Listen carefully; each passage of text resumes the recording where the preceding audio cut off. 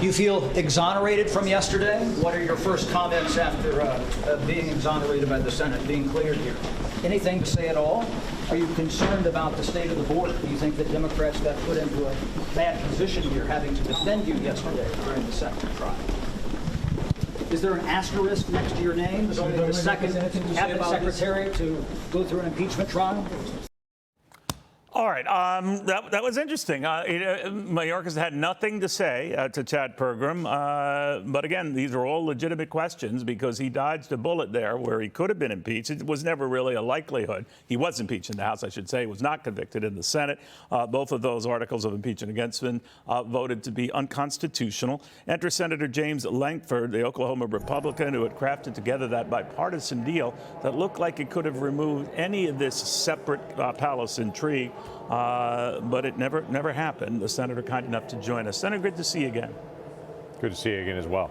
You think about it, Senator, your work and working with others to come up with a plan to at least address some of these pressing issues at the border.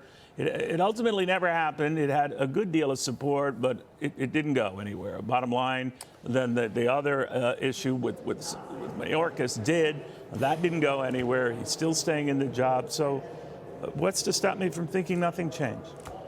Yeah, well, 5,800 plus yesterday crossed the border illegally. That continues to be day after day.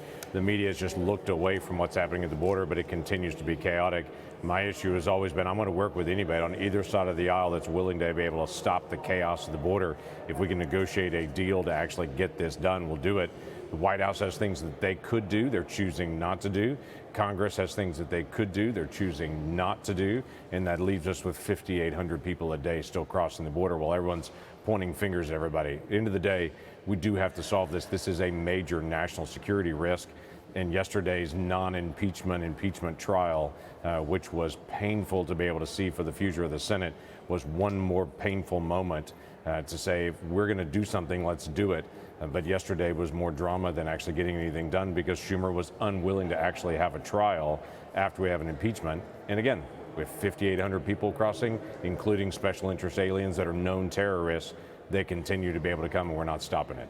Do you think had they passed that measure, which would have at least put a ceiling on that sort of number,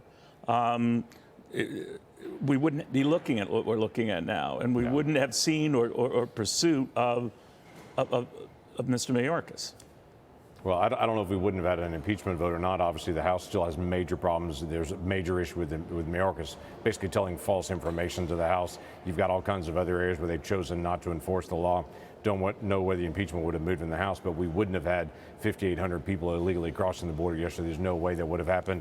We'd had double the number of detention beds. We'd had double the number of deportation flights, a change in the asylum standard, a quick turnaround process that was in that bill. So, no, we would have had a much, much smaller number than what we had just yesterday.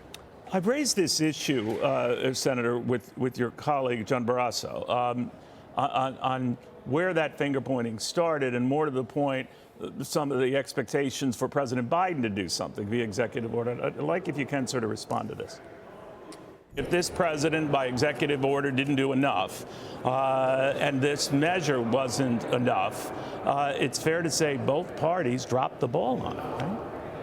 Well, this president did 94 executive orders his first 100 days in office, throwing the border wide open, inviting people from all around the world to come here. Over 150 countries, many from communist China, are here, 20,000 this past year alone. This is a president who refuses to enforce the law and who has new interpretations of the law to let more people in.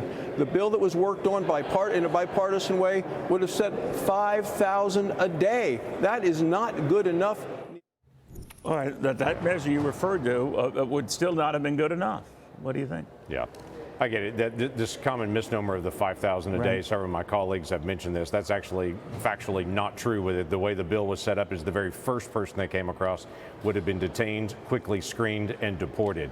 So it was a very rapid turnaround from the very first person that came across the border. But it also did set up an extreme measure that if we have these large caravans and other folks that come in and we get 5,000, it takes away due process when you get to that number and they're just detained and deported. So the first person detained, screened quickly, quickly and deported. If you get to 5,000, they're just detained and deported. But it doesn't wait till 5,000 to do something. It did it at the very first moment. That was the great misnomer. What Senator Barrasso was saying in that, though, is actually correct, that this is not just a Mayorkas issue. This is a Biden issue, because the State Department is no longer pushing people back to recalcitrant countries. The Department of Justice is no longer prosecuting folks. ICE is no longer gathering folks up in the interior and deporting them. And DHS is no longer stopping people at the border. This is a whole of government effort to be able to advance the number of people coming in and not turning people around. You're a real gentleman about this, and I know you're not trying to zing your colleagues, but it's your colleagues in your party, sir, who torpedoed this, who didn't get the facts right on what you just outlined was in that measure. They killed it. Ironically, not Democrats. Right. It was, and it was painful to be able to watch it. It got stirred up in all the presidential politics, and several of my colleagues started looking for ways. After President Trump said, don't fix anything during the presidential election, it's the single biggest issue during the election, don't resolve this, we'll resolve it next year. Quite a few of my colleagues backed up, looked for a reason to be able to shoot against it, and then walked away. I get that. That's a decision everybody makes in it. My issue is if we're pursuing everything, we very often end up with nothing. If we're pursuing someone coming later to fix it, later seems to never come. When we have a moment to fix things, we should fix as many things as we can then come back later and fix the rest. That's on Donald Trump, Senator. That, again, he's got an office that he's running for. He's got a campaign that he's running. I'm already in office. I've got a responsibility to be able to carry on this. I think everybody cares about the future of the country. President Trump has a bigger picture of a lot of other issues he's looking for. If we have a President Biden again, this never gets any better. And I think President Trump sees this as a moment that if this gets fixed, then maybe a few people don't vote, and then we have a whole host of other issues in the future. Again, he's got a task he's taken on, respectful. I've also got a task I've got to do. I've got to actually get this fixed. Got it. Senator, very good seeing you again. Thank you very much. James Lankford of Oklahoma. He tried. Hey, Sean Hannity here. Hey, click here to subscribe to Fox News YouTube page and catch our hottest interviews and most compelling analysis. You will not get it anywhere else.